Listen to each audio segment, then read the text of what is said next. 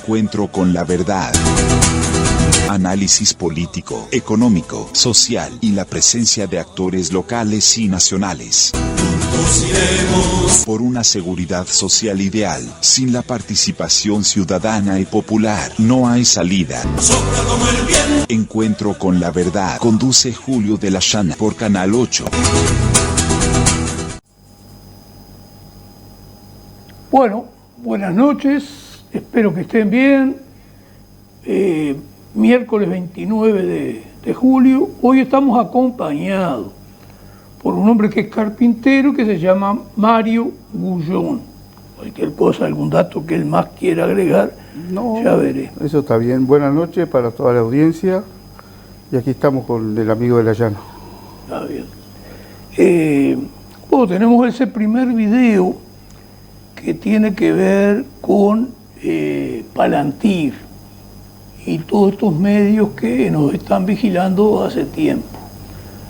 Para ese aspecto nosotros tenemos un contacto con un argentino, Juan Carlos Romero López, con el cual, porque no hemos conseguido gente que a nivel de Uruguay aborde este tema, bueno, abordamos la necesidad de que cada país tenga también soberanía en telecomunicaciones, es decir, una cuestión que ya desarrollaremos en algún programa.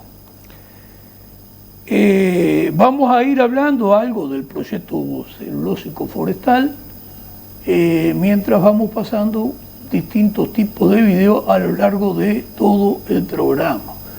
Bueno, Homero, ahora si quieres pasamos ese video que habla sobre el papel que cumple Palantir, qué es y qué papel cumple a nivel del mundo, digamos. ¿Y si te digo que existe una tecnología que permite a quien la compra saber exactamente quién eres y qué haces en cada momento? Esa tecnología se llama Palantir. Palantir es una empresa estadounidense fundada por Peter Thiel y Karp. Karp dice sobre su propia herramienta que seguramente haya servido para matar personas. Our product is used on occasion to kill people.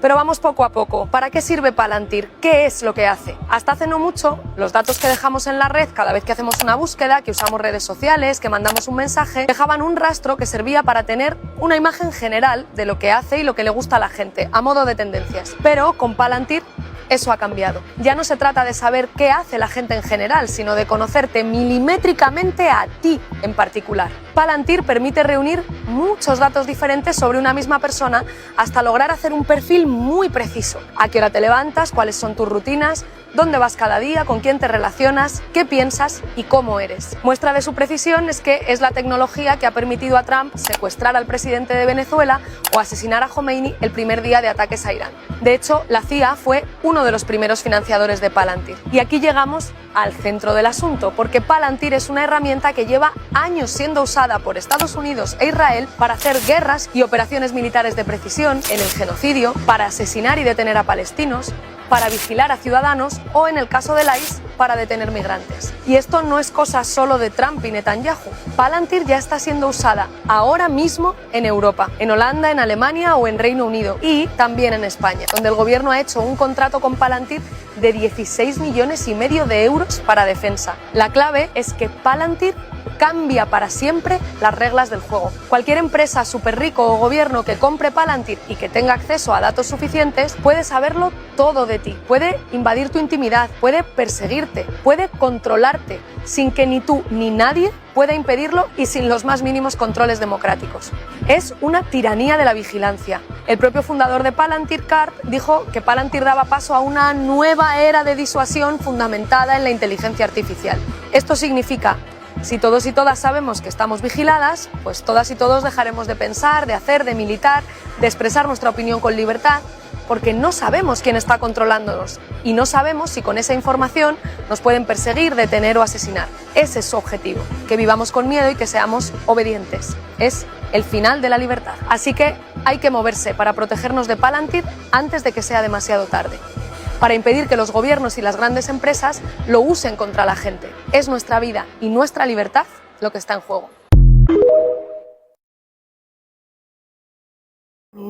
Lo más importante está lo que dice al final. Digo, acá estamos peligrando la propia libertad de toda la humanidad y de todos los seres humanos.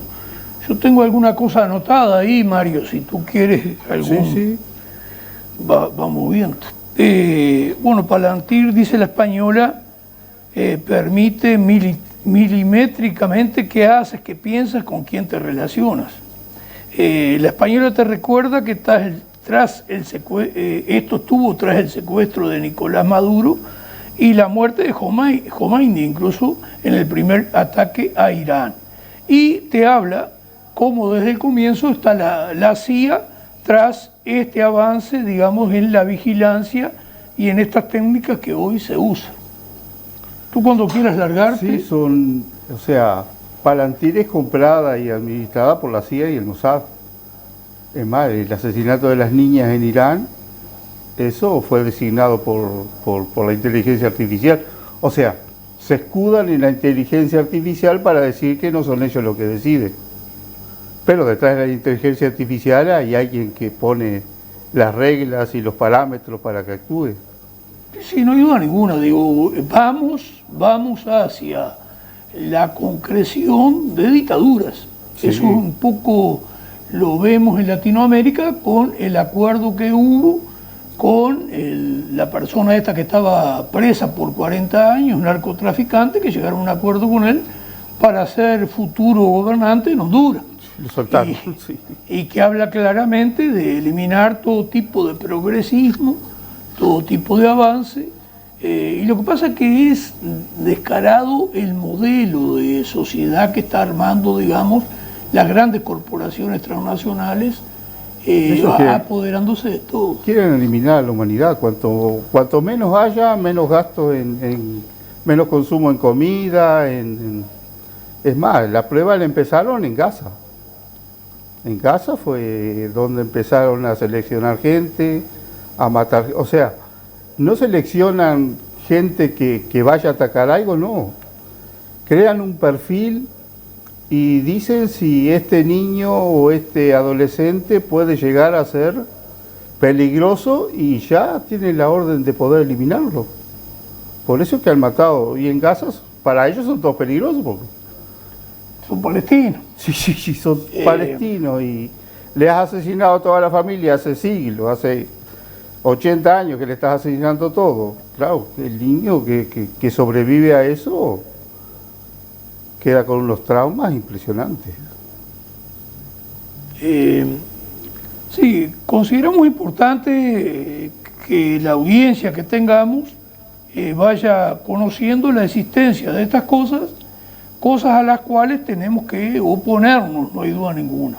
Y tener claro, porque a veces es parte de una base que lo vamos a ver en otros temas que vamos a desarrollar hoy, que se introduce un pensamiento como que hay cosas que no las puedes evitar y que tienes que aceptarlas. Y eso especialmente para nosotros es fundamental decirle a la gente que esa idea que le meten hay que rechazarla. En última instancia, las salidas son políticas. Si tú tienes un sistema de telecomunicaciones con satélites propios, con todo lo referido a ello, donde tú ejerces soberanía, puedes evitar la intromisión incluso de estas cuestiones. Pero sí, hoy está pasando todo lo contrario. Sí. Como bien dice ella, que ella lo dice con respecto a España, ha hecho un contrato por 16,5 millones de euros para tener esta herramienta para ir vigilando a su propia población. Después usamos el video porque la actitud de denuncia es clara, pero acá insistimos, es necesario tener una política soberana en telecomunicaciones. Alguien podrá pensar que es beneficioso para combatir el delito, el crimen. No, hay formas normales de combatirlo que no se usan. Debemos descartar estos avances, entre comillas, que solo permiten la existencia de estos mecanismos de vigilancia que transforman las sociedades en una tiranía y donde desaparecen las libertades. Por lo tanto, es imprescindible enfrentar esto. Porque como dice ella ahí al final, que medio repetimos, ese es su objetivo, que vivamos con miedo y seamos obedientes. Es nuestra vida y nuestra libertad la que está en juego. Bueno, quizás en todo el espectro digital y radiofónico, a nivel de cable, TV, redes sociales, de manera minoritaria somos los únicos que hacemos estos planteos y estas denuncias. Me parece que es así, ¿no? Sí, no, los grandes medios eso no lo van a denunciar nunca. Claro. Y los tenemos al lado, porque Palantir ahora está en Argentina.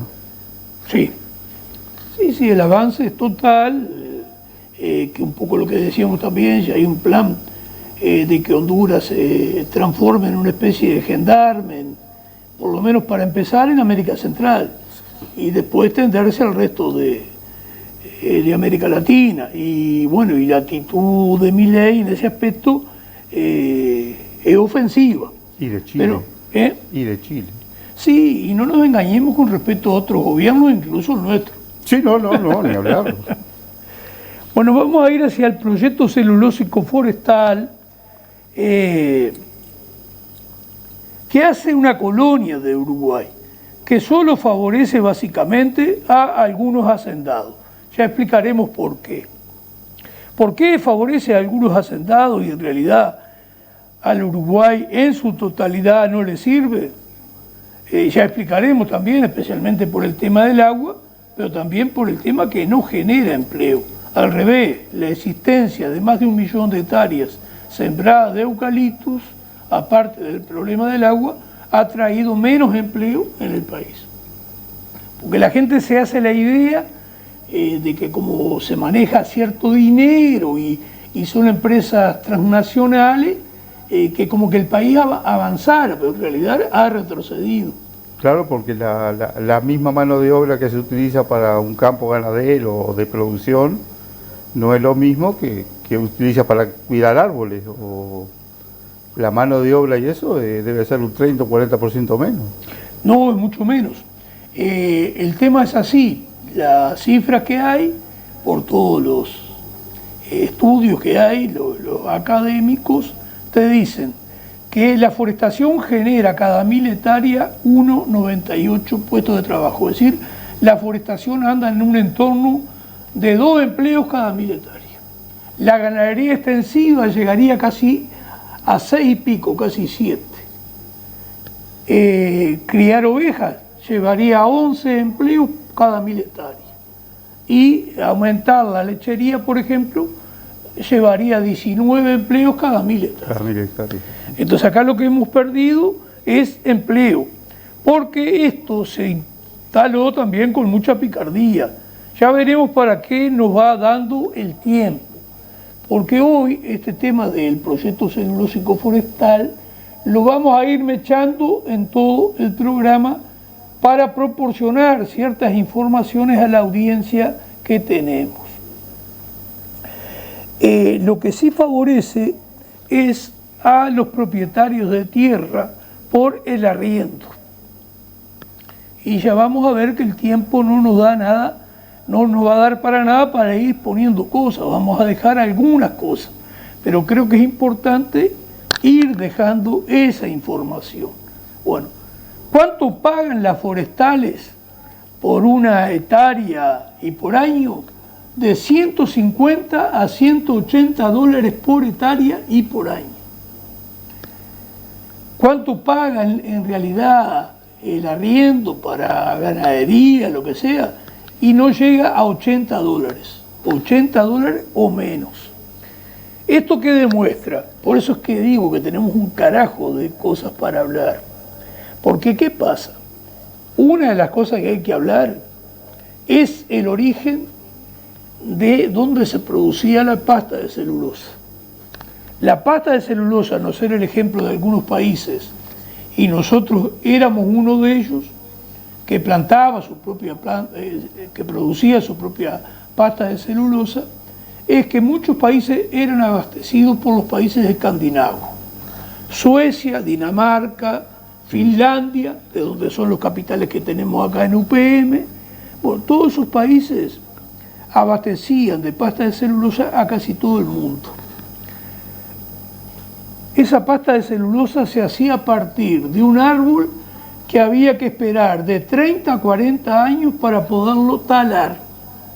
Sin embargo, en 50 hectáreas, noruegos, dinamarqueses, finlandeses, en 50 hectáreas, cortando el árbol a los 30 o 40 años, vivían y con sueldos superiores de 10 a 15 veces a los nuestros. Entonces tú te imaginas qué precio tiene la pasta de celulosa. Y cuando esto cambia de venir a países que a los 9, 10 años el árbol se puede cortar, ¿cambió el precio de la celulosa a nivel mundial? No, es la misma historia que cuando los capitales que están en Norteamérica, en Europa, Japón, Canadá, van y se instalan en países que la mano de obra vale la 10ª parte o la 20ª parte. Lo que hacen es agrandar sus ganancias. Y acá lo que han ayudado es a un sector que es parte de los dueños del país, una oligarquía rural. Porque una persona que, poniendo el precio más bajo, $150 por hectárea y por año, una persona que alquila 1000 hectáreas, quiere decir que tiene $150.000 al año con el precio más bajo, 150. Tiene $12.500 por mes, dividido esa plata en 12. Es decir, agarra 500.000 pesos por mes.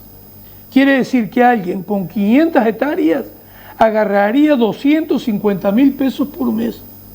Con 200 hectáreas también sigue sirviendo porque agarra 100.000 pesos por mes. Y estos contratos, ¿por cuánto tiempo los hacen las pasteras? Por 20 años, porque se aseguran 2 cortes y se aseguran dar un dinero que tienen una seguridad total en ese territorio. Estas cosas yo creo que la población en líneas generales no las sabe.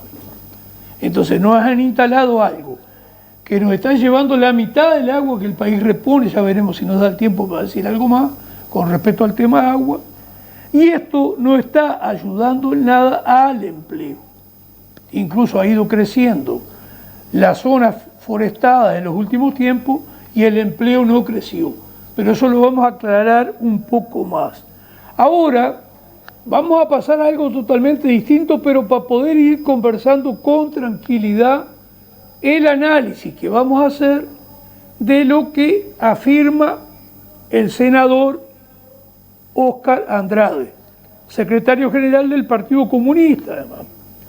Es importante porque aquí nosotros lo que vamos a pretender hacer es denunciar cómo hay un juego de mosqueta, cómo se alimenta constantemente las 2 hinchadas que han conformado, unas a favor de la coalición republicana, Blancos Colorados, Partido Independiente, y otra hinchada a favor del Frente Amplio. Y estas hinchadas no ven que sus dirigentes políticos, que los partidos políticos que ellos apoyan, en realidad tienen un modelo de país que no protege la soberanía nacional, que desprotege incluso el trabajo nacional, y que eso es lo que nuestro pueblo no ve. Y es lo que nosotros pretendemos lentamente ir aclarando cosas desde nuestro programa. Lentamente, porque creo que eso también es importante. Si no tienes ningún comentario, Mario, iríamos y le pediríamos a Homero que pasara lo que dice Óscar Andrade, que de eso vamos a hacer un análisis. Entonces tienen la mano fresca de haber salido del gobierno y ni siquiera nos explican por qué algunas de las cosas que nos reclaman, estando en el gobierno, no fueron capaces de aplicarlas. O hacen una autocrítica profunda acerca de cuáles fueron los elementos. Shock de austeridad. Bueno, donde hubo shock de austeridad, indiscutiblemente fue en salarios y jubilaciones. Ahí sí hubo shock de austeridad. 44 meses de rebaja salario y jubilaciones. 44 meses. Pero era peor la propuesta económica, ¿eh? No es que uno la quiera inventar, fue presentada en el presupuesto del año 2020, lo tengo por acá. El presupuesto del año 2020, el planteo que nos hace el equipo económico era 60 meses de rebaja al salario y jubilación. O sea, el salario iba a empatar en enero del 2025 y se iba a comer una panza de 60 meses. ¿Por qué no se comió una panza de 60 meses? Cuestión que cada vez que la reiteren voy a acá fundamentar que es una apreciación equivocada.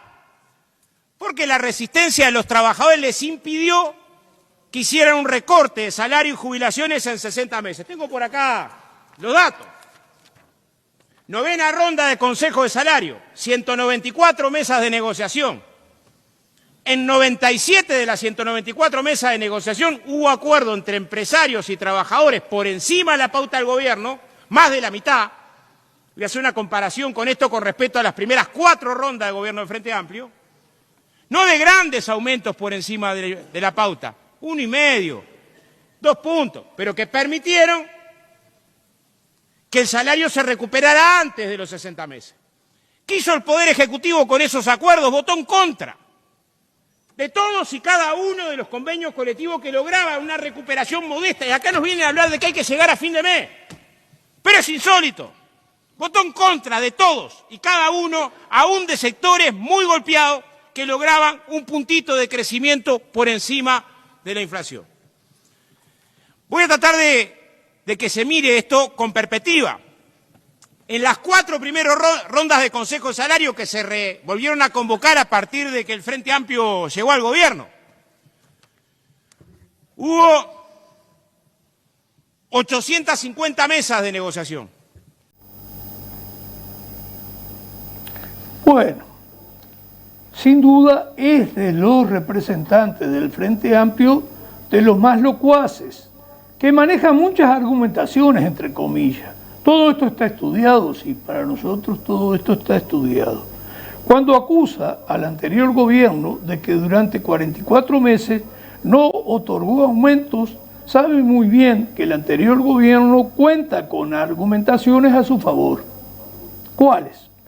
Primero, a los 13 días de estar el gobierno, estuvo la pandemia. Es decir, tiene una argumentación, y Andrade lo sabe, donde justifica lo que empieza a hacer. Segundo, después está la sequía del año 22-23.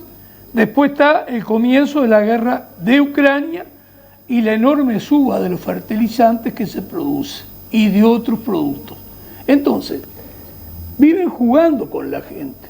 Y ahora después nosotros vamos a ir, y Mario algo va a aportar también, hacia que la gente no percibe que acá falta lo básico. Lo que hacen es alimentar continuamente las hinchadas.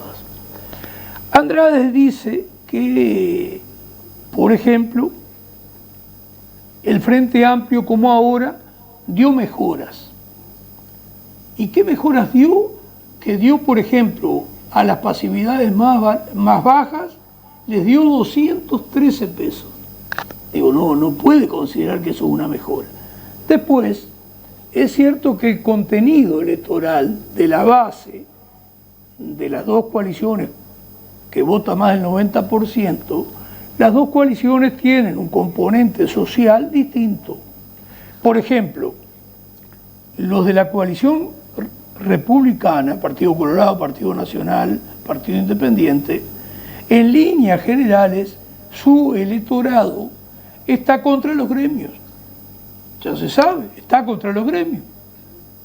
Pero no es por ahí que a nosotros nos interesa la cosa. Porque nosotros no creemos que la solución esté en el gremio. Hoy los gremios siguen existiendo.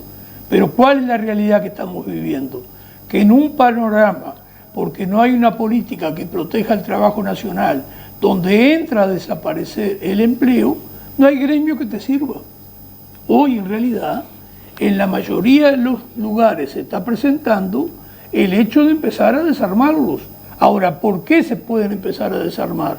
Porque la propia política económica no genera empleo. Y si hay un porcentaje creciente de desempleados, de gente que vive de changa, si hay una reserva de mano de obra que no tiene empleo, es natural que se entren a desarmar los gremios y es natural también que tienda a bajar el poder adquisitivo del trabajo y de los trabajadores. Entonces, ¿la salida dónde está? Y la salida está en el modelo de sociedad que tengas. Si tú no creas trabajo, y ahí es donde está la picardía de estas dos coaliciones. Cada cual arma su discurso, entretiene a su hinchada, la deja conforme, pero soluciones de fondo no plantean ninguna de las dos. ¿Y qué es lo más triste de todo esto? Que la propia población, nuestro pueblo, no se da cuenta de este detalle que no es menor.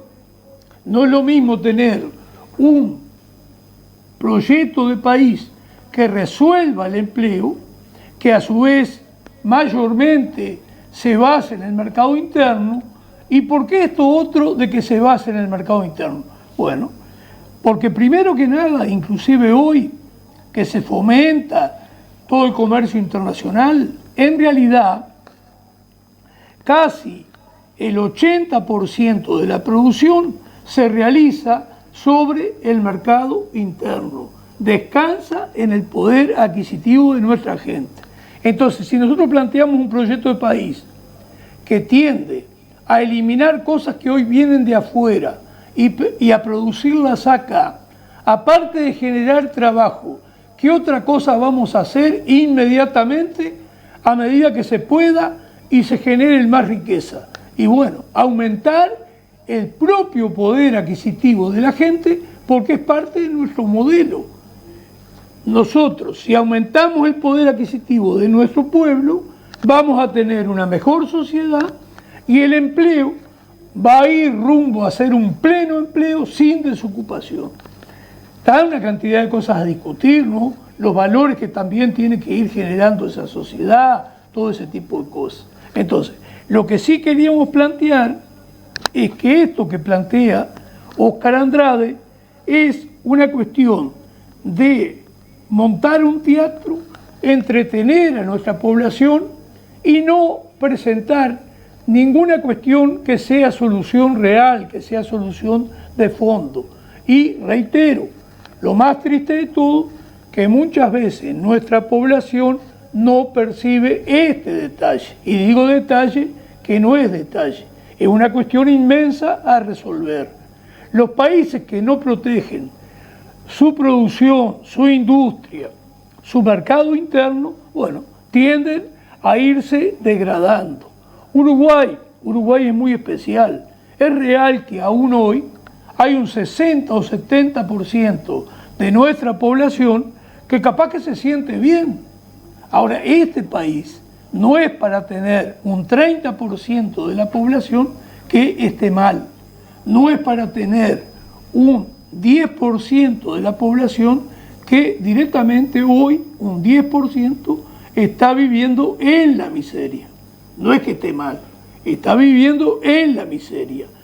Y de ese 10%, que vendría a ser aproximadamente 350.000 personas, bueno, a la prueba está que los últimos datos dicen que hoy, de las 350.000 personas, de los 350.000 uruguayos que estaban relacionados con el delito, hoy llegó a 400.000. A medida que crece la marginación, la miseria, lo que crece son las adicciones y lo delincuencial. Entonces, estas son las cosas fundamentales. Entonces, nos da tristeza cuando la base Frente Amplista se emociona con Andrade y lo aplaude. Me da tristeza cuando la base de la coalición republicana, si escucha a Andrade, se calienta, lo enfrenta, pero no ve que ambas coaliciones tienen las mismas políticas, no lo ve, no lo percibe. No sé si querés agregar algo, Mario. Sí, la cuestión está en los que ellos mismos denuncian, ¿no? Que hay más de 500.000 trabajadores con un sueldo de 20 o 25.000 pesos, que no da para nada, y son gracias a las fundaciones que hay, como la Fundación A Ganar que hay acá en Rocha, pero eso pero ninguna de las dos coaliciones, ni la que pasó ni la que está ahora, hace nada para solucionarlo. Siguen apoyándolo, siguen sin cambiar, o sea, sin subirles los sueldos. Sí, es que el hecho de que no generemos riqueza acá tiene límites también, y por eso que se está recurriendo a esto. Incluso venimos con un aprete muy grande que se va a dar en cuanto a buscar recursos mediante multas y otra serie de cosas que ya lo anunció la DGI desde el comienzo de este gobierno, porque claro, ellos tienen que cumplir con algunos compromisos, de los cuales vamos a hablar ahora en la segunda parte, cuando pasemos al senador Sergio Botana. Pero hay una cosa, porque las asociaciones esas les pagan 25.000 pesos a los trabajadores. Pero la asociación, ¿cuánto recibe, por ejemplo, de la Intendencia? Si la Intendencia contratara a esos mismos empleados directamente, ¿cuánta plata estarían? Estarían cobrando, estoy seguro, de 40.000 pesos para arriba. Sí, sí. Porque los otros 20.000 pesos se los llevan en comisiones. Eso es parte de lo que han ido armando, que hay un modelo en el país instalado de corrupción en los hechos.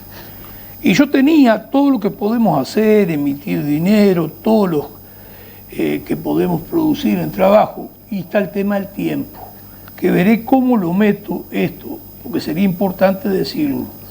Lo que le voy a decir a la audiencia es lo siguiente, y ya iríamos a la primera propaganda. Aunque Uruguay crece poco demográficamente, hay todos los años 4.000 familias más para atender, de las cuales el 60% serían monoparentales. Este problema que tenemos hoy, la enorme cantidad de madres y mujeres con hijos solas, ¿tá? Pero son 4.000 casas que habría que estar construyendo como mínimo todos los años y fabricando todos los electrodomésticos que lleva una casa. Y esto, que es lo último que digo de esta primera parte, es con miras a que tomemos conciencia que lo más importante que tiene cualquier país, no solo nosotros, es el consumo de su gente, es el mercado interno. Y eso hoy, la mayoría de esos que estamos hablando, especialmente todos los electrodomésticos, viene del exterior. Uruguay lo fabricó y puede volver a fabricarlo. ¿Cuál es uno de los problemas que tenemos, Mario? Que es continuo, que capaz que más adelante lo vemos, y en vez de tener esto por una primera parte, capaz que lo tenemos para todo el programa. Seguro. O por lo menos para dos partes, que es el hecho que la gente no cree viables estas cosas, y precisamos hablar más para que entienda que sí son viables. Porque aunque produzcamos con un 15% más caro, hay formas de que el precio le salga a la gente más barato. Se estará preguntando la audiencia del otro lado, ¿cómo? Y cambiando la carga impositiva que hoy tenemos. Si la carga impositiva va realmente, que no va, a quien tiene grandes capitales o grandes patrimonios, nosotros vamos a contar con que podemos exonerar la carga impositiva, por ejemplo, un 22% de IVA que hoy sufre nuestra población. Pero la dejamos para acá. ¿Haríamos la primera propaganda, Homero?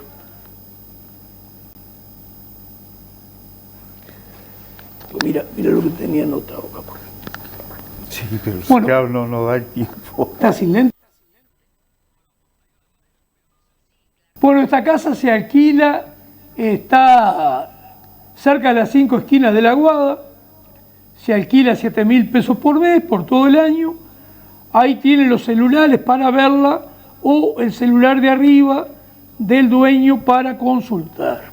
4 meses de garantía que se haría mediante web en el Banco Hipotecario del Uruguay. Esa plata la levantas con intereses una vez que te fueras a ir y eso. Bueno, así que esta casa está muy cerca de las 5 esquinas, en la misma calle que está el Ducal de los Pescadores, del Zulma. De ahí para adelante, a unos 50 metros del local de los Pescadores, por esa misma vereda, por esa misma calle, hay una malla sombra negra que dice CONE, al fondo está esta casa.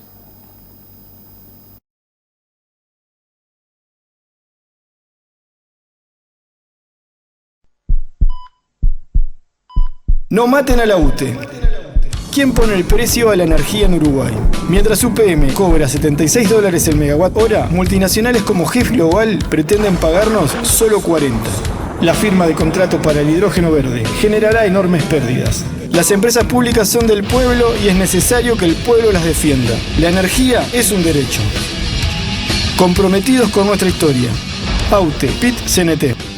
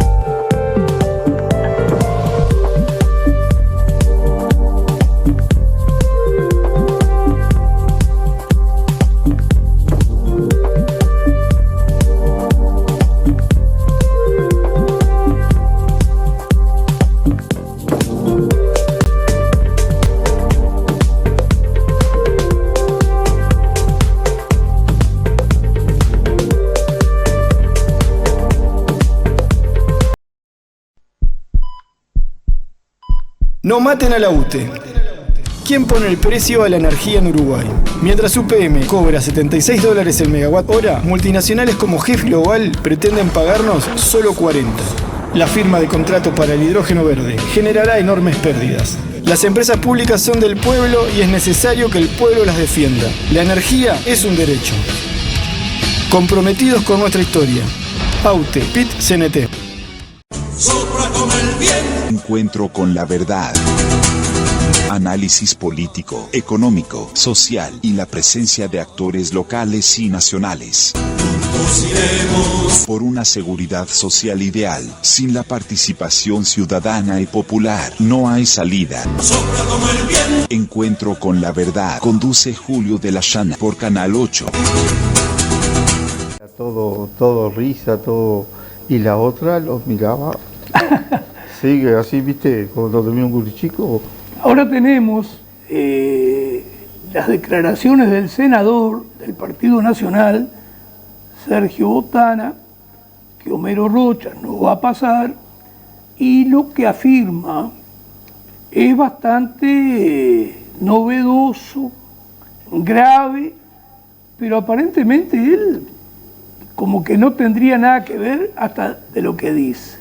Bueno, vamos a hacer de lo que él dice, porque punteamos que es totalmente lógico a esa cifra que él llega, que en un año Uruguay va a tener que pagar 17.000 millones de dólares.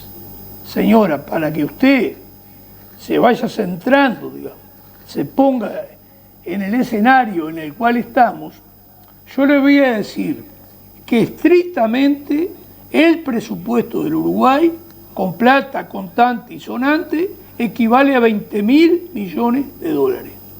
Y usted va a tener que de esos 20.000 millones de dólares, más o menos reales, dedicar 17.000, que no lo va a dedicar, tendría que dedicar 17.000 a pagar endeudamiento y emisiones de deuda que estos alegres que nos gobiernan hace más de 20 años, pues esto ya lleva mucho más de 60 años, bueno, ya hablaremos de ello. Así que, Homero, pasamos a Sergio Botana. Este año tenemos, para este año, letra de regulación monetaria, que todas vencen dentro del año, dentro de los 6 meses, déficit primario, los intereses de la deuda y vencimientos de bonos y letras. ¿Cuánto da eso? Entre el 1 de julio del 26 y el 1 de julio del 27, 17.000 millones de dólares, un poco más, que tenemos que salir a conseguir la plata en el mundo, ¿no? Quiero ver a Camila haciendo ese brutal esfuerzo. Pero esto de la deuda no es menor, es un tema que hay que atender. No sé, el 70% más o menos, el 70 y el 80% del déficit fiscal está compuesto por intereses. Ningún año hemos bajado ni un solo peso de deuda. Todos los años agregamos a la deuda los intereses, pero además le sumamos entre un 1 y un 2% más del PIB que corresponden al déficit primario.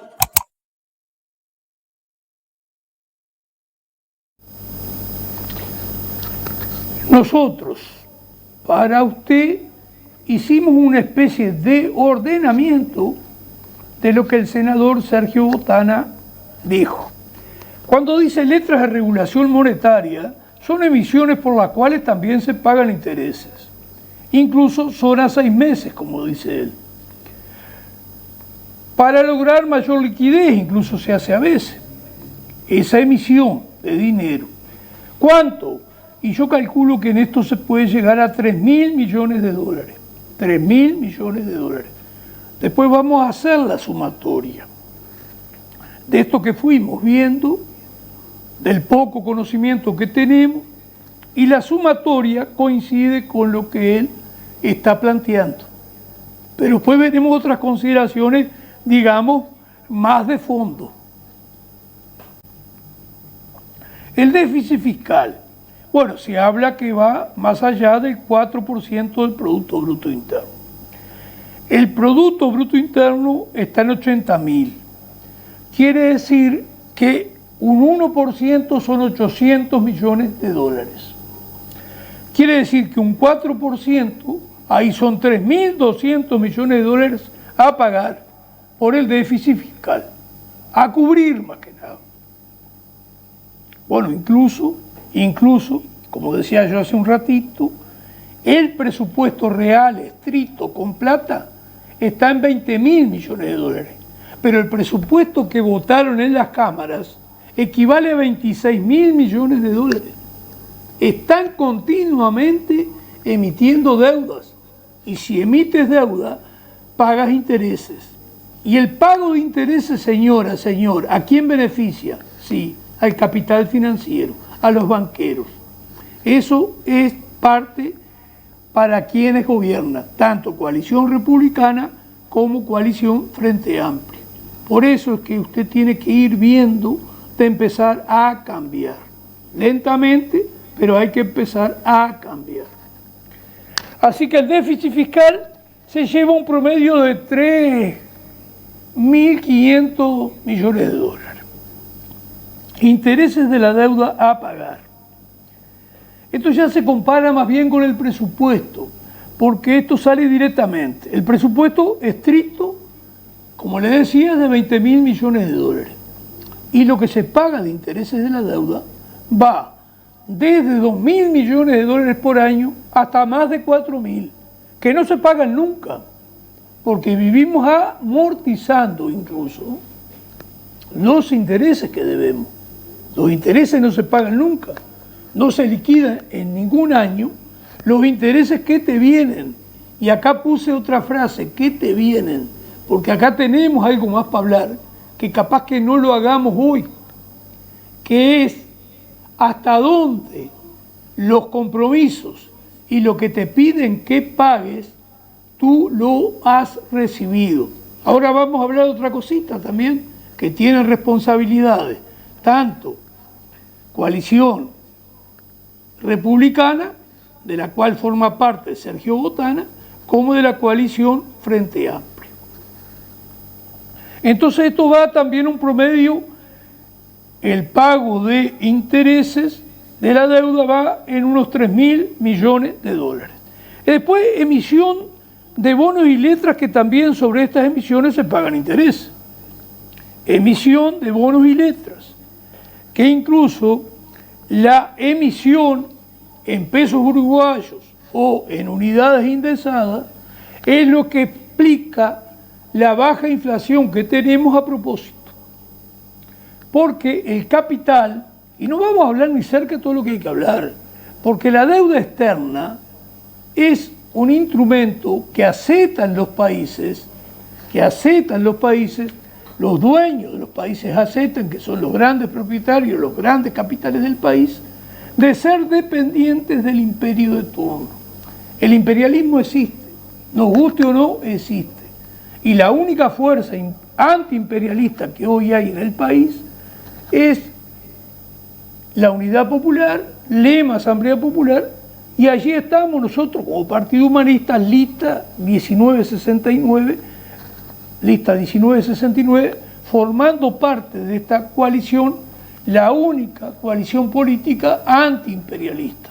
Porque hay que ser antiimperialista, no hay otra. Ojalá no existiera el imperialismo, pero existe. Entonces, todas estas emisiones hechas, porque se han emitido hasta el año 50, 60 incluso, estas emisiones yo las calculo que deben de llevar un total de compromisos a pagar en el entorno de 8.000 millones de dólares. Entonces, el punteo que yo hice, 3.000 lo primero, que era el déficit fiscal, después las letras de regulación que podían llegar a otros 3.000, después de 2.000 otros 3.000 y 8.000 esto último. Y y nos queda algo.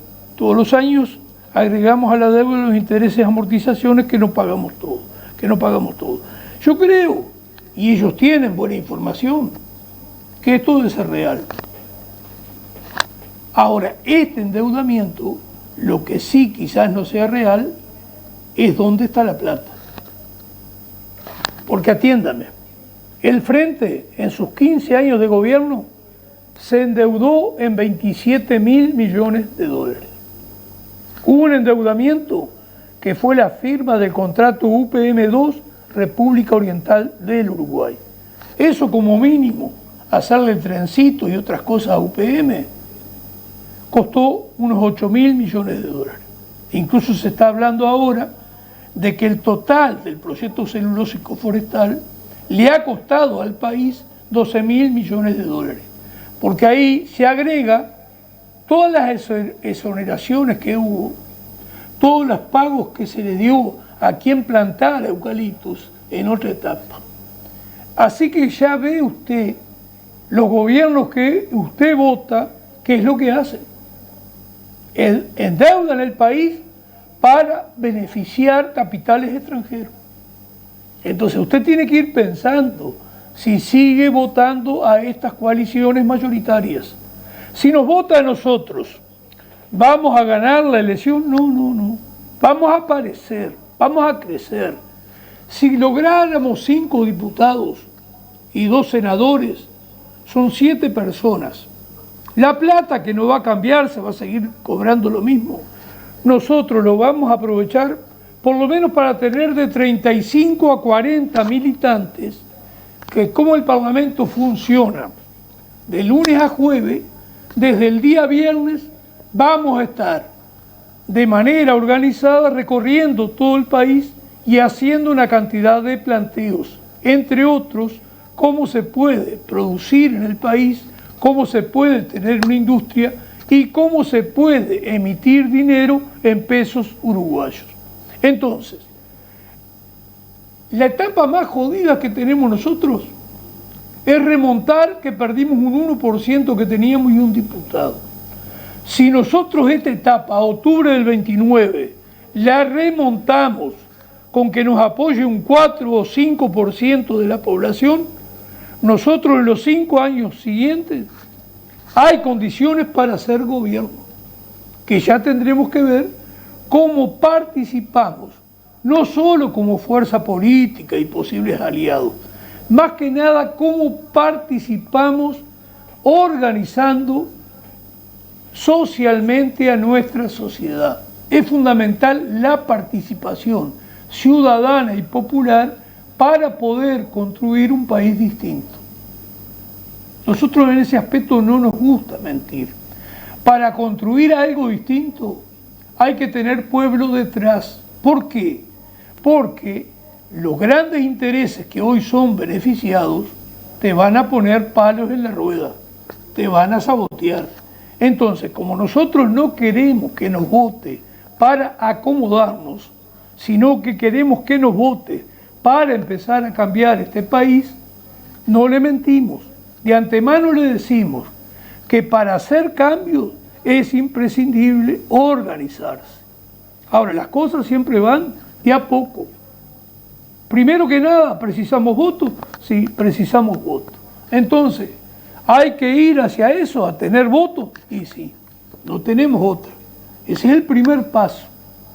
Entonces, después viene el otro, que como decimos, si logramos 4 o 5% de apoyo a octubre del 29, la otra carrera la corremos en condiciones inmejorables.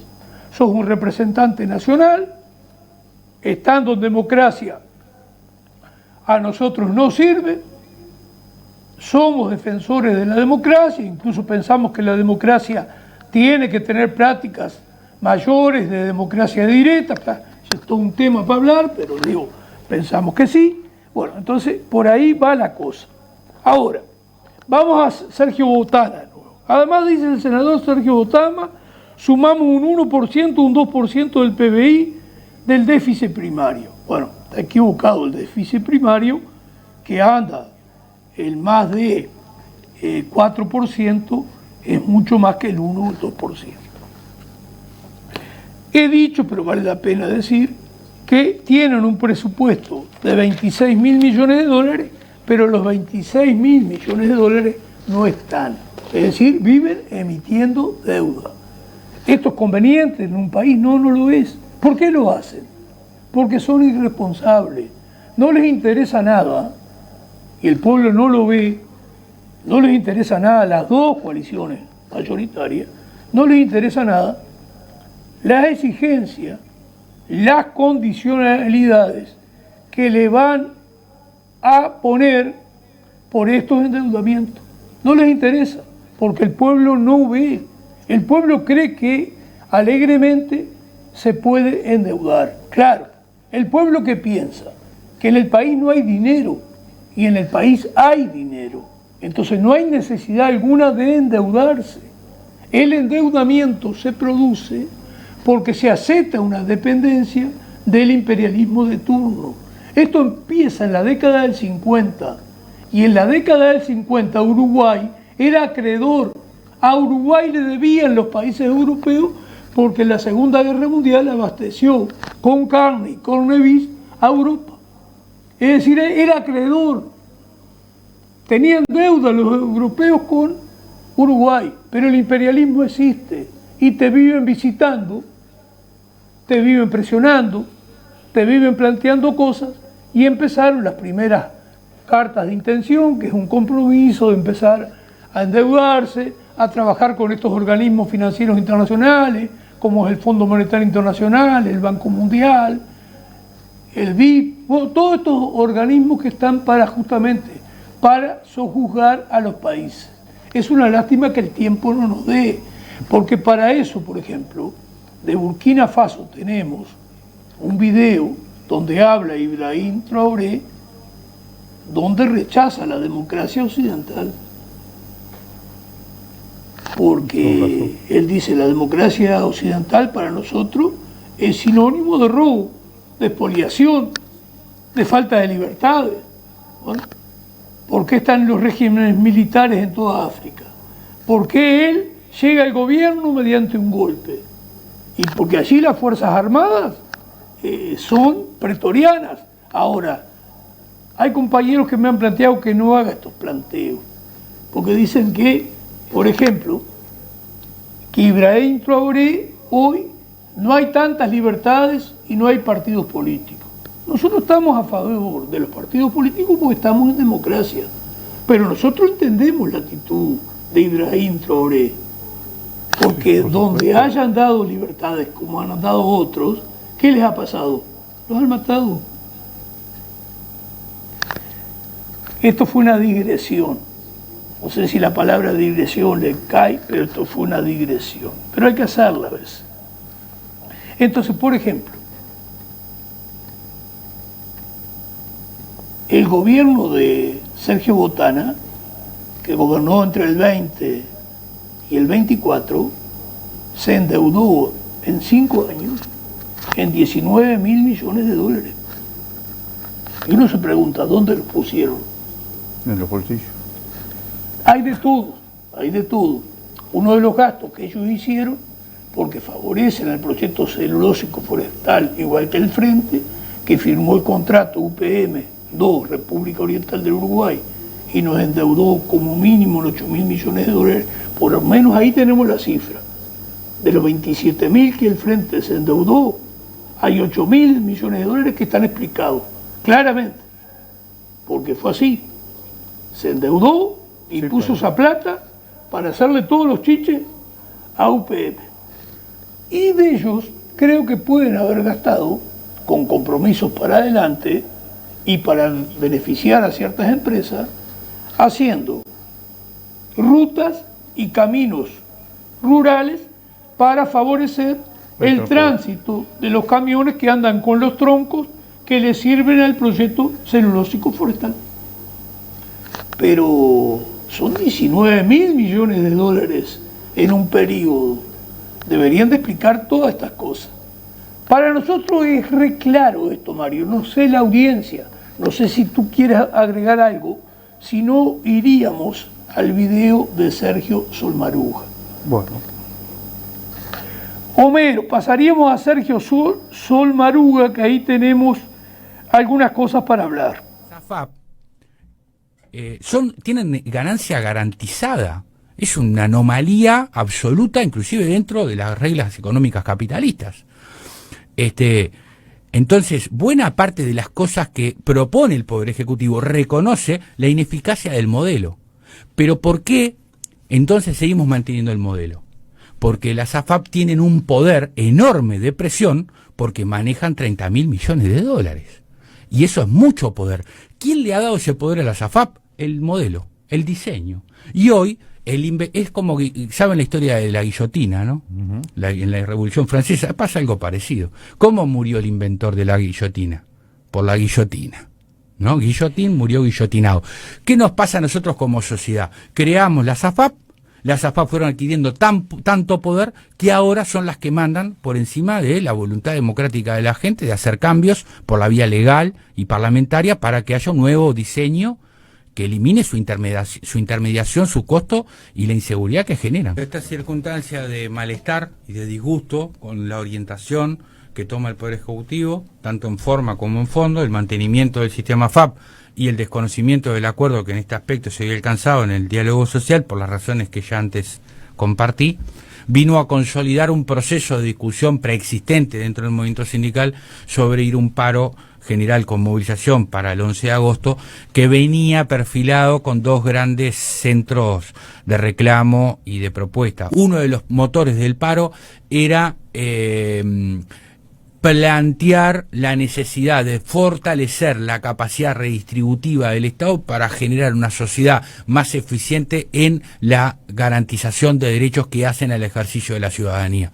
El segundo gran motor del paro, motor de reclamo y de propuesta, es la necesidad de avanzar en la Estrategia Nacional de Desarrollo y a la estructuración de una política de generación de empleo, porque tenemos a una tercera parte de la población económicamente activa, trabajadores y trabajadoras que están en situación de desempleo, de informalidad o de subempleo. Son más de 600.000 personas que están en esa circunstancia. Cuando se presentan llamados como el Uruguay Impulsa, que es el mejoramiento de los viejos jornales solidarios, se presentan entre 140.000 y 160.000 personas para 5.000 puestos de trabajo en donde van a ganar 20.000 pesos. La gente quiere trabajar. Terminó Venezuela. El tema es más grave. ¿Cómo les va? Bueno, mira, el anterior es probable que volvamos sobre estos temas y debido a lo que nos ha pasado, porque vale la pena reiterar algunos de ellos, sepamos que de repente un tema solo tenemos que darle mucho más espacio de tiempo. De lo anterior, nos dijimos que también somos el único partido que plantea una auditoría de la deuda externa con respecto al tema anterior. Una auditoría de la deuda externa, usted se va a asombrar de dónde viene esa deuda, que es de privados, y durante la dictadura mayormente, que se acrecentó de privados, que el primer gobierno democrático del presidente Julio María Sanguinetti pasó esa deuda externa pública al Estado para que pagara el conjunto de la sociedad uruguaya. Así que sí valdrá la pena hacer una auditoría de la deuda. ¿Tá? Ahora vamos a pasar a Sol Maruga. Sol Maruga dice lo siguiente: las AFAP tienen ganancia asegurada, son incluso una anomalía dentro de las propias reglas capitalistas. ¿Qué decimos a esto? El sistema capitalista actual, cuando quiebran ciertas inversiones y el dinero se pierde, en el actual sistema capitalista, el Estado, los gobiernos, les devuelven, les recuperan el dinero, como ha pasado con todas las crisis bancarias y el vaciamiento. Entonces, primero que nada, Sol Maruga le falta ciertas actualizaciones que es importante tenerlas. Son muy especiales los actuales sistemas capitalistas. Y aparte, Sol Maruga va solayando la responsabilidad política. Sol Maruga va introduciendo como que determinada realidad, por ejemplo, la presencia de la SAFA con una acumulación de 28.000 millones de dólares, es algo que tiene libertad, que tiene independencia, que se maneja como un organismo vivo y que nadie lo puede controlar. ¿Y nadie lo puede controlar? No. De ahí la importancia de la política. Nosotros, directamente, la plata de la SAFAP tiene que ir, lo que no es parte de un ahorro privado que le obligaron a una cantidad de gente y tiene todo el derecho a levantarlo, el resto tiene que ir hacia el BPS. Pero esto da para hablar mucho y ahora estoy atendiendo a Sergio Sol Maruga, que vale la pena atenderlo. Despacito por las piedras había puesto yo acá. Pero ahí ya no coincidimos. No está viendo el actual sistema capitalista donde existe impunidad para el gran capital, especialmente el financiero. Dice Sol Maruga después: lo que propone el Poder Ejecutivo demuestra la ineficacia del modelo, porque seguimos defendiendo el modelo, porque las AFAP tienen un enorme poder de presión, porque manejan 30.000 millones de dólares, dice Sol Maruga. Otra vez despacito. ¿El poder es de las AFAP o de las políticas que permiten su existencia y la defienden? Nosotros nos inclinamos que el poder no es de las AFAP. El poder lo tiene el poder político. El problema que hay acá es una cuestión de clase con respecto al contenido político de los gobiernos, que hay que empezar a posicionarse correctamente. Las AFAP existen porque hubo una ley el 3 de septiembre del año 1995, la ley 16.713, donde estas se crearon. Es decir, esta la creó la clase política, que está al servicio de los capitales. ¿Y qué fue lo que creó? Creó una joda y una estafa de darle el capital financiero a grandes capitalistas que no sabemos incluso quiénes están por detrás allí, que les dan plata de los trabajadores para que con esa plata hagan dinero. Pero eso es una política. Ahora, Sol Maruga nos está queriendo meter el cuento de que como es tanto dinero a partir de acá, es un ser vivo que no puedes controlar. ¿Es esto lo que nos quieren transmitir Sergio Sol Maruga? A mí me da la impresión que sí. No sé qué opinas, Mario. Yo opino que, o sea, las AFAP para mí no tendrían que existir porque es un robo total. Pero yo creo, a las AFAP no reciben dinero salvo que el BPS se los dé. Porque todos los aportes van al BPS. Del BPS salen a las AFAP y ellos ahí supuestamente le invierten. En qué no se sabe, pero bueno. Yo he visto que en junio de este año vi un resumen que algunas AFAP habían tenido pérdida. Sí, sí, sí. Y que quieren largar más para invertir en el extranjero. Ya hay inversión en el extranjero por las AFAP, porque hasta Astori, un 15%. Astori. El 15% lo aprobó Astori. Permitió un 15%. Cuando estaba Hay cosas que a veces no se saben. Incluso yo hace poco me enteré de ese detalle. Sí. Sí, acá la política es todo. Que la gente a veces dice la política, no, usted lo que conoce son políticas antinacionales y antipopulares, y es correcto, es natural, es normal que usted tenga una percepción por estas últimas décadas de que la política a usted no la beneficia. Y está en lo justo, está en lo cierto. Y en ese aspecto es normal que usted tenga cierta aversión, cierto fastidio y que esté en contra de la política. Pero lo que tiene que distinguir que esas son determinadas políticas que están al servicio de los grandes capitales, incluso de un capital parásito como es el capital financiero. Pero usted no confunda, hay otras políticas y las AFAP nunca debieron desistir. Ahora, ¿qué ocurre? El tema del discurso, como a veces decimos en algunos programas. ¿En qué sentido? Claro, te instalan un discurso, le hacen cosas al BPS para que funcione mal, desprestigian el Estado, ahí está el tema que a veces se valen de determinados comportamientos de los funcionarios públicos. Bueno, el tema es que desprestigian al Estado. ¿Cómo pasó con el Banco de Seguro? Era un desastre, hacían cualquier cosa y vino la habilitación de las empresas de seguro privado, que incluso empieza a haber problemas como todo este tema de la granja, todo este tema que se puede vivir climáticamente muy jodido, que es fundamental tener seguro. Y ahí puede cumplir un papel enorme, fundamental, importantísimo, un banco estatal de seguro, con otras políticas, no que quieran hacer malas políticas para favorecer que el privado aparezca, porque van construyendo la manera de que el privado se introduzca, manejan mal las cosas, después aparece el privado y es abrazado, porque la política de seguridad social, de solidaridad intergeneracional, soluciona el problema.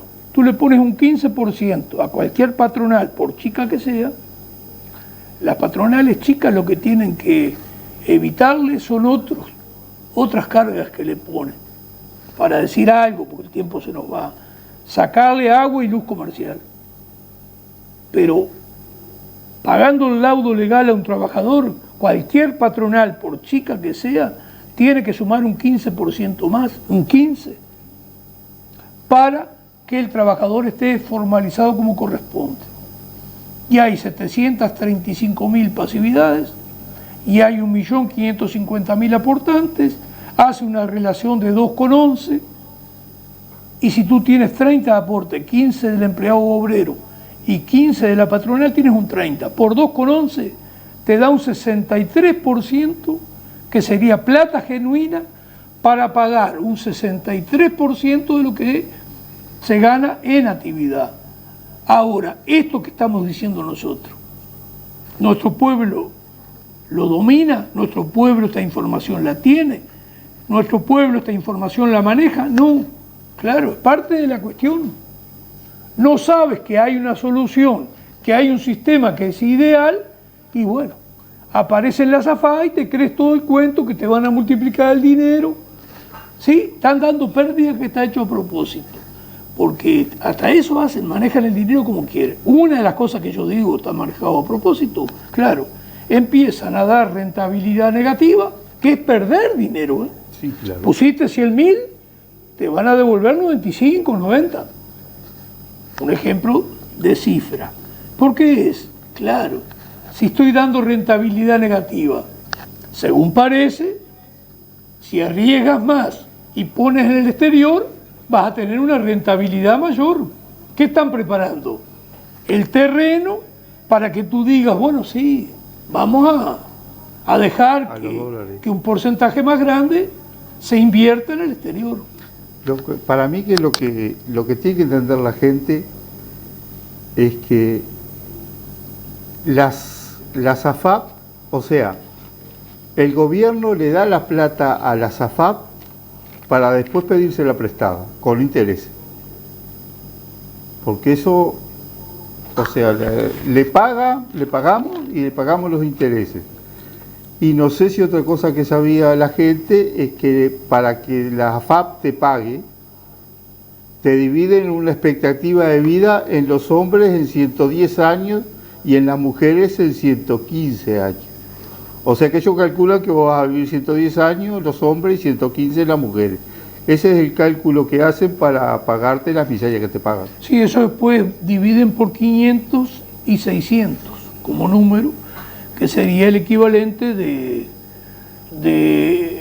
lo que equivalen a unos 50 años, 55 en meses.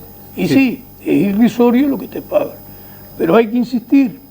Yo incluso tengo una discusión a la interna del Mondes, que creo que lo que hay que insistir más es que existe alternativa. Es decir, claro, denunciar todo lo malo que las AFAP tienen. Pero es fundamental que la gente sepa que hay una alternativa, porque si no me parece que no terminas enfrentando eficazmente lo que es la propaganda a favor de las AFAP. Ah, sí. Es decir, si la gente no sabe, y eso va a llevar tiempo, que existe un modelo y lo que precisa es voluntad política, bueno, se nos ha ido el tiempo que da miedo y hay que hacer la segunda propaganda, pero voy a hacer un redondeo con Sol Maruga. Y 2 videos más que quedaban van a quedar para otra etapa, por lo menos uno de ellos, porque no da el tiempo. Porque acá hay más cosas para hablar. Este razonamiento de Sol Maruga se parece cuando se intenta acusar al pueblo por determinadas políticas. Igual, no, el responsable de las políticas son los responsables de que son la dirigencia de los partidos políticos. Las responsabilidades no son iguales. La importancia de la política y su contenido, qué contenido tenga. Ustedes nos disculpan, pero este hombre en representación de la Convención Nacional de Trabajadores nos quiere presentar esto como que sería imposible cambiarlo. ¿No es así? No, no. Lo de la AFAP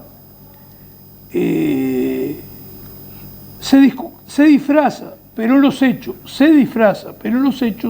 está defendiendo la existencia de la AFAP. Son los aliados de otro tipo que tiene el gran capital, sí. Son otro tipo de aliados, porque acá lo que hace es transmitir como que esto es inamovible, como que esto no lo podrías eliminar, y no es así. Date cuenta que en 30 países que había la AFAP, en 18 de ellos se eliminaron, claro, es clarísimo. Todo el tiempo que lleva a hablar estas cosas, y más con la presencia de Mario Guyot, que agradezco enormemente, porque eso a mí me da más tranquilidad también. Entonces, de 30 países que tenían la AFAP, en 18 se eliminaron. Ahora, hay 2 cosas. Primero, otro tema es que se puso en sustitución, porque ese es otro tema, que un poco lo he pasado en Argentina. Porque el tema es que seguimos votando a los mismos bandidos. Los mismos bandidos con determinada presión popular ceden. Pero ceden ¿cómo? Con maña, con mala intención. Y si no tenés un pueblo organizado suficientemente, que tenga una enorme conciencia, que tenga enormes organizaciones, te cuelan algo que de repente a la larga termina igual. Es decir, sí, estas cosas se las tenemos que decir. Y la segunda cuestión es qué modelo de sociedad se construyó. Como decíamos hoy, en la medida que no tengas una sociedad, por ejemplo, que no proteja el trabajo nacional, que no haya una industria nacional y la desarrolle, que haya pleno empleo de calidad, y bueno, la seguridad social, por ejemplo, es una cosa que se termina deteriorando, porque todo tiene límite. Y como bien decías hoy, así como pretenden eliminar población a nivel mundial, también acá pretenden imponer modelos que no nos van a ayudar para resolver las cosas. Vamos a hacer lo siguiente, Mario.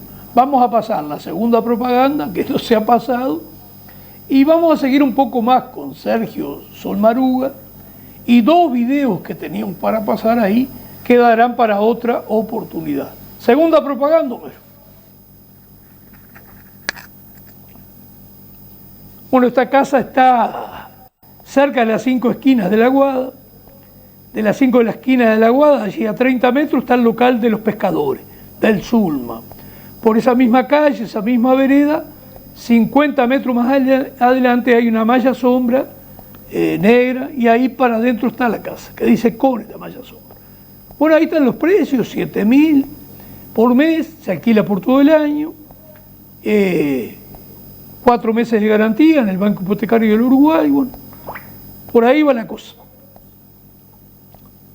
Ahí dicen lo que son: 2 dormitorios, cocina, comedor, baño, con grifería nueva, baño y cocina, y 7.000 pesos de alquiler, que consideramos que es un alquiler barato.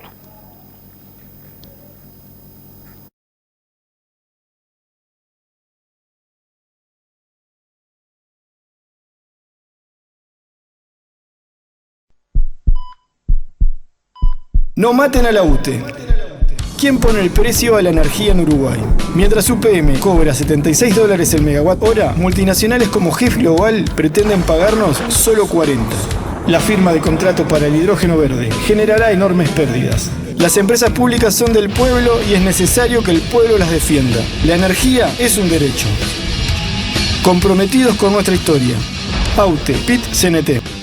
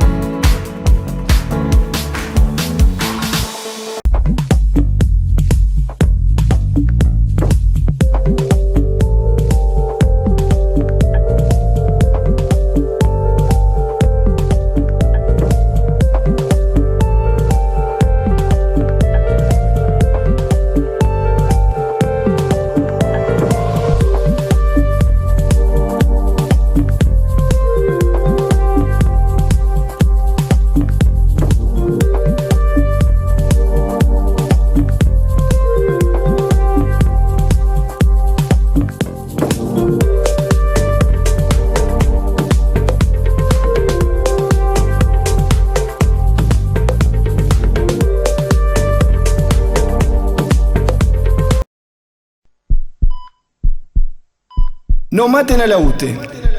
¿Quién pone el precio a la energía en Uruguay? Mientras UPM cobra $76 el megawatt hora, multinacionales como GEF Global pretenden pagarnos solo 40. La firma de contrato para el hidrógeno verde generará enormes pérdidas. Las empresas públicas son del pueblo y es necesario que el pueblo las defienda. La energía es un derecho. Comprometidos con nuestra historia. AUTE, PIT-CNT. Encuentro con la verdad. Análisis político, económico, social y la presencia de actores locales y nacionales. Por una seguridad social ideal, sin la participación ciudadana y popular, no hay salida. Encuentro con la verdad. Conduce Julio de la Llana por Canal 8.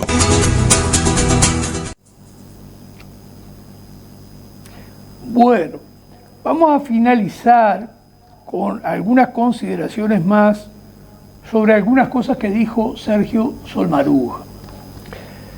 Razón del paro, por ejemplo, el 11 de agosto, dice él, lograr una mayor política redistributiva.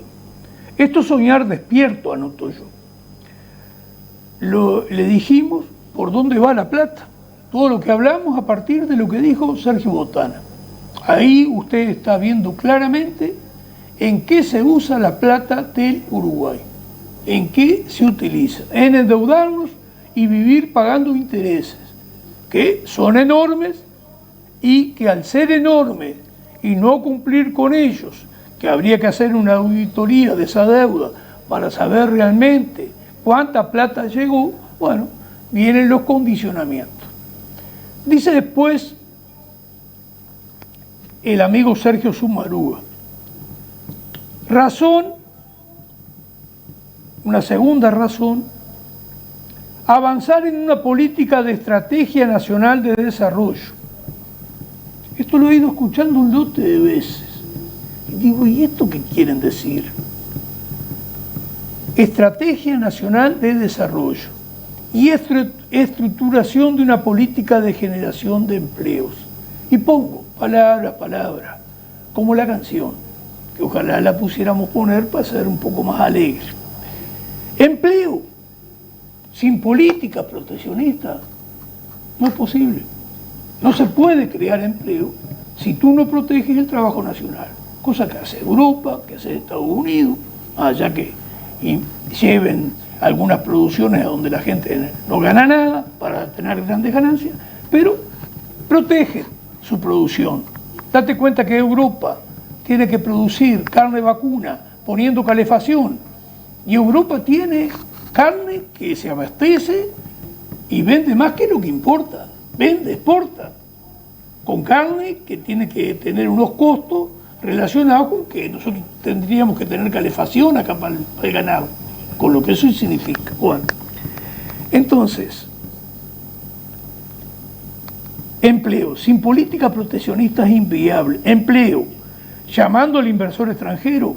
Empleo con las fronteras abiertas y con tratados de libre comercio. Nosotros consideramos que no. Otra cuestión, la respuesta de ustedes. Si se dan cuenta de lo que planteamos o no. Ahora, ¿qué empleo vamos a tener? Está clarito lo que vienen trayendo. GIG global, es decir, recurrir a combustibles sintéticos, bueno, donde vamos a poner todo, como dice el reclame de los trabajadores del gremio de UTE. La UTE paga $80 el megavatio y se lo va a vender a GIGO Global a 40. Bueno, todo a pérdida si no se pone alguna platita más de todos nosotros por detrás. Lo otro, aparte de GIGO cobrar, los centros de datos, que ahí tú tienes alguna cosa para agregar, porque los centros de datos es que está en Pando y nosotros tenemos un video después que está muy bien, que es muy interesante, que te muestra cómo queda el agua y la enormidad de agua que consumen. Y consumen algo más, ¿no, Mario? Sí, los centros esos que usan para la inteligencia artificial, eso consume un disparate, pero un disparate de agua y un disparate de energía. Y más si lo ponen en zonas que no son frías, zonas cálidas, y eso es peor todavía. Porque, por ejemplo, Rusia tiene varios centros de datos, pero lo tiene en la zona fría, que es donde no gasta. por mismo que es frío, pero el porcentaje que, te digo más, el porcentaje que gastan de agua es impresionante. Yo no sé si no anda con el eucalipto Pienso que no. No, digo. Pero, ¿qué pasa? ¿Qué pasa? ¿Cuánto más vamos a agregar? Y el otro problema que parece que tiene, que ahí me falta información, es ese tema de que el agua termina quedando amarronada. Contaminada. Claro. Y esto está planteado, un centro de datos, para ponerlo en Pando, al lado del arroyo de Pando. Bueno, se nos fue el programa, María. Bueno. Yo en lo personal estoy muy conforme. Esto va a significar que sí, cuando estemos los dos, que va a ser la mayoría de las veces, vamos a tener que planificar porque el tiempo nos va a dar para menos, pero al ir más pausado, más tranquilo, pensamos que eso va a influir en que la audiencia pueda seguir más, digamos, nuestros razonamientos y las proposiciones y planteos que hacemos. Le llegue mejor la información. Bueno, que pasen bien. Encuentro con la verdad. Análisis político, económico, social y la presencia de actores locales y nacionales. Por una seguridad social ideal, sin la participación ciudadana y popular, no hay salida. Encuentro con la verdad. Conduce Julio de la Llana por Canal 8.